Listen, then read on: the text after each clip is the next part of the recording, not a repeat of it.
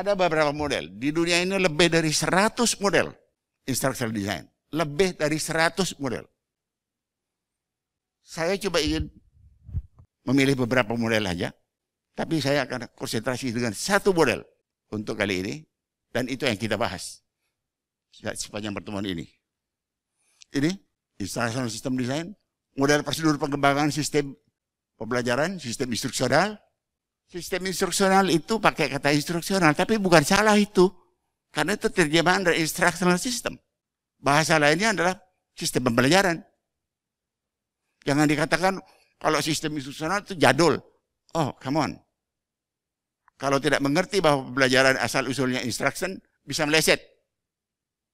Lihat istilah yang dipakai di luaran oleh pejabat-pejabat, politisi. Lihat ada tabrakan, meninggal yang begitu tragis, harus dikatakan itu pembelajaran bagi kita. Bukan, itu bukan pembelajaran. Itu adalah fenomena yang terjadi, bisa kita pakai sebagai bahan pembelajaran. Tapi itu bukan pembelajaran. Sebab pembelajaran itu harus didesain oleh kita, sengaja didesain dari awal. Lalu menggunakan proses tertentu, lalu digunakan. Ada AT&T, satu perusahaan dalam telekomunikasi. Instructional design, a plan of unit ini, camp. Okay. Ada model of steps of instructional process, stages in designing instructional system.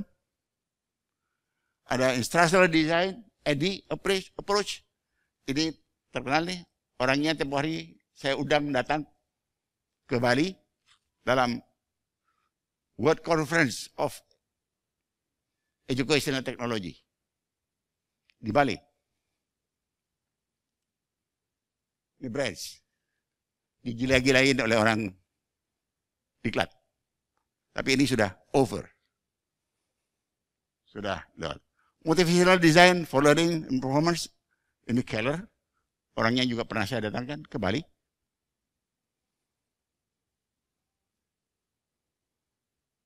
Untuk conference dunia. Ini, the systematic design of instruction. Ini karangan Dick and Carey. Kemudian ada Dick, Carey, and Carey. Ini, catat nih, nomor 14.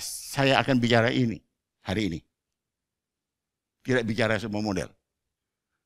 Ada pengembangan institusional, buku yang saya tulis, dan itu salah satu buku bestseller dari penerbit Erlangga. Streamline ID, Practical Guide for Instructional Design. Ini Loki, saya kenal baik dengan orang ini. Barbara Loki. Tahun 2020, baru. Tapi yang the most popular model in the world sampai sekarang. Ini dia. Karena itu saya mau bicara ini aja.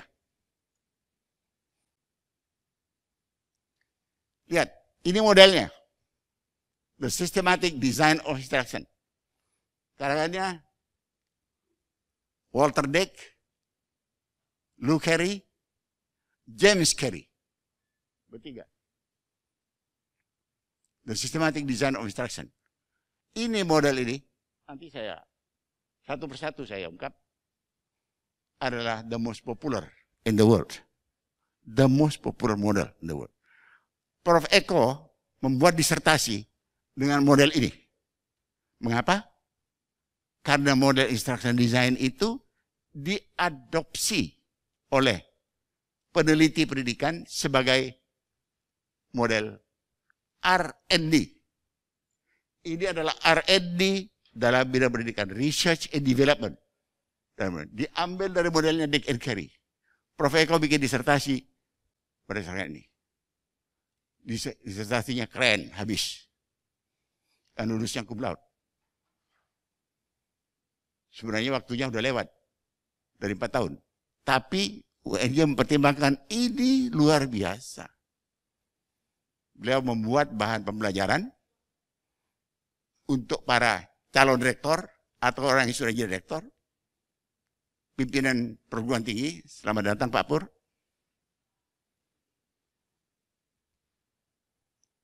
Dalam bidang apa?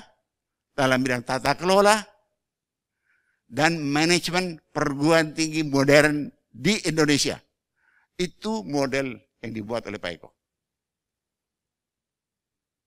Mengagumkan. Di Indonesia, bisa dipakai di Indonesia. Karena uji cobanya di berbagai perguruan tinggi di seluruh Indonesia. Baik negeri maupun swasta. Makanya lama penyelesaiannya. Beliau menyelesaikan S3-nya 4 tahun. Tapi produknya luar biasa. Luar biasa. Dan UNJ baru mencatat ini one of the best product dari mahasiswa. Saya bukan nyanjung-nyanjung beliau karena beliau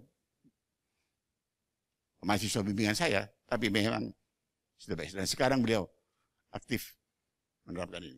Oke. Saya akan terus satu persatu. Jadi hasil akhir dari desain pembelajaran itu adalah bahan pembelajaran. Bahan pembelajaran yang telah diuji sesuai dengan kebutuhan lapangan. Sudah melalui ujian, yaitu melalui evaluasi formatif. Formative evaluation research. Evaluasi formatif research. Bahan pembelajaran tersebut berbentuk materi pokok, pedoman pengajar, dan pedoman belajar peserta didik. 3 bahan, 1 set. Itu adalah produk instructional design. Dengan menggunakan bahan pembelajaran tersebut, tercipta sistem pembelajaran yang efektif dan efisien. Ini satu ilustrasi. Kalau ini mau diterapkan, Ibu dan Bapak sekalian, Ibu dan Bapak sekalian misalnya ditugaskan untuk mengembangkan program diklat, suatu program diklat. Diklat kan banyak programnya. Bisa 10, bisa 20 di satu kementerian. Satu persatu mau dikembangkan. Dan produknya setiap itu adalah satu set bahan pembelajaran. Ada materi pokoknya, ada pedoman bagi pengajar, ada pedoman bagi orang yang belajar. Diterapkan jadi sistem pelatihan yang efektif dan efisien. Ini. Saya sengaja tidak memperbesar ini, tapi saya akan kembali melihat model yang oke. Oke, ini dia. Saya bicara ini. Identify instructional goal. Bagaimana kita menentukan tujuan umum dari satu program pelatihan. Ini dia. Jadi keluarannya hanya tujuan pembelajaran umum dari satu program pelatihan. Mungkin tujuan umumnya itu 1, mungkin 2, mungkin 3. Nggak pernah terbatas, mesti 1. Instructional goal, bahasanya instructional goal. Ini bahasa keilmuan dalam bidang teknologi pendidikan. Keilmuan dalam bidang pembelajaran. Yang disebut oleh orang selama ini, dan itu sebutan salah, sebagai capaian. Bukan. Capaian nanti. Setelah selesai dilaksanakan pelatihan, baru ada capaian. Ini capaian yang diharapkan dicapai, itu namanya tujuan pembelajaran. Terminologi teknis dalam bidang ilmu tak boleh diubah-ubah begitu saja. Setiap bidang ilmu ada terminologi teknis yang tak boleh diubah. Bidang apa saja, di kimia semua ada, di biologi semua ada istilah-istilah teknis. Technical terms. Nggak boleh diterjemahkan dengan salah. Terjemahan yang digunakan selama ini salah. Saya siap berdebat dengan siapa saja. Oke, itu salah, tapi salah. Itu bukan capaian. Tujuan yang diharapkan, sesuatu yang diharapkan dicapai. Tapi namanya itu tujuan. Setelah selesai, capaian. Capaiannya mungkin seperti tujuan, mungkin tidak sampai seperti tujuan. Oke. Conduct instruction analysis. Setelah tujuan umum, baru dianalisis. Setelah dianalisis, baru kita belajar tentang learners kita siapa, dan konteks dalam pembelajarannya seperti apa. Diklat jarak jauh atau diklat tatap muka. Bahannya bisa berbeda. Isinya sama. Dipakai jarak jauh, dipakai tatap muka, isinya sama. Tapi mungkin bentuknya beda karena ini dipakai dengan online. Yang satunya tatap muka. Oke. Menulis tujuan pelajaran khusus. Jadi kalau ini tujuan umum, ini tujuan khusus, tidak boleh dari sini langsung besar. Itu yang terjadi selama ini di tanah air kita. Misconduct. Untuk ini menjadi ini, umum menjadi khusus, melalui dua proses. Ada instruction analysis, ini adalah menghasilkan peta dari kompetensi-kompetensi yang kecil yang ingin dicapai untuk menuju ini. Ini learnersnya siapa? Begitu beda learners, hasilnya pembelajarannya bisa beda. Learners spesifik. Oke. Konteksnya seperti apa? Konteksnya mau online. Kalau online pikirkan baik-baik. Adalah learners kita bisa nggak menggunakan jaringan online?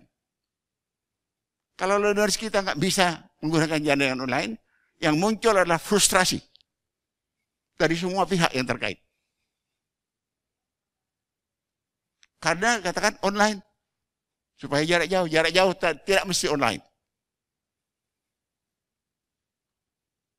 Tidak pakai online juga bisa jarak jauh, menggunakan bahan saja, pakai media sederhana, dan diberikannya tidak pakai online, karena tidak ada koneksi internet. Jarak jauh juga. Sebelum dikenal internet, UT berpraktek sebagai itu. Jarak jauh juga. Tapi nggak pakai internet. Tidak pakai online. Dan di dunia masih banyak seperti itu. Di negara-negara berkembang. Menulis tujuan pelajaran khusus. Jabaran ini ke sini, tapi melalui dua proses ini. Lalu, develop assessment instrument. Alat asesmennya apa? Sesuai dengan tujuannya. Tujuan ini, tujuan itu, asesmennya apa? Tidak boleh membuat asesmen, alat asesmen, yang tidak berdasar pada tujuan pembelajaran. Baik ini maupun itu.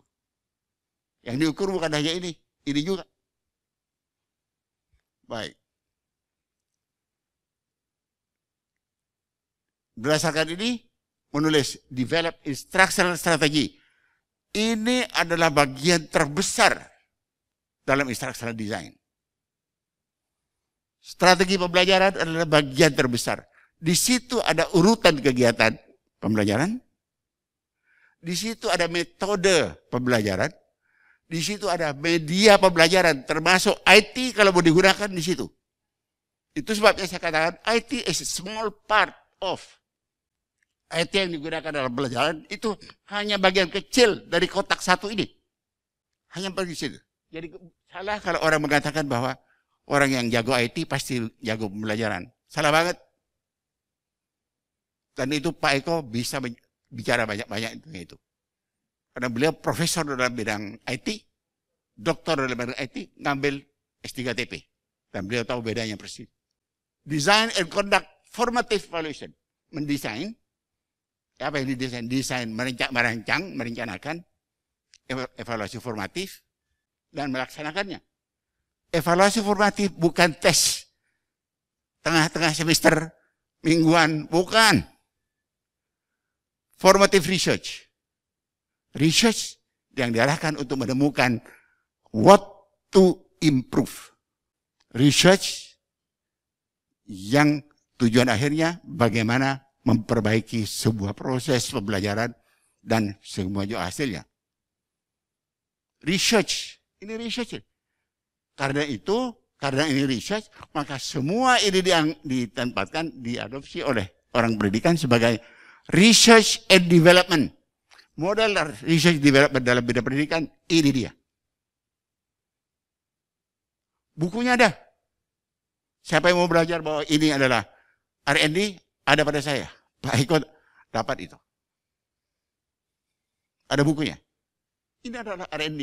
Tapi asal-usulnya instructional design.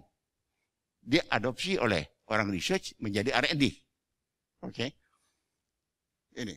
Keluarlah hasil ini.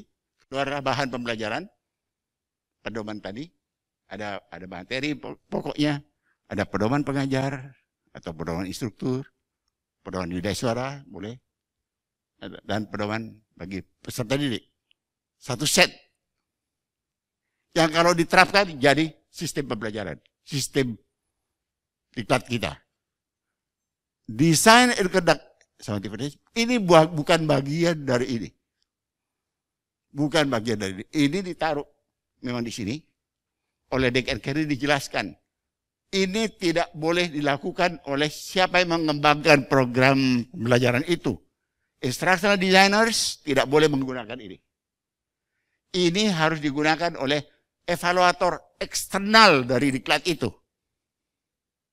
Orang di luar diklat itu. Kenapa?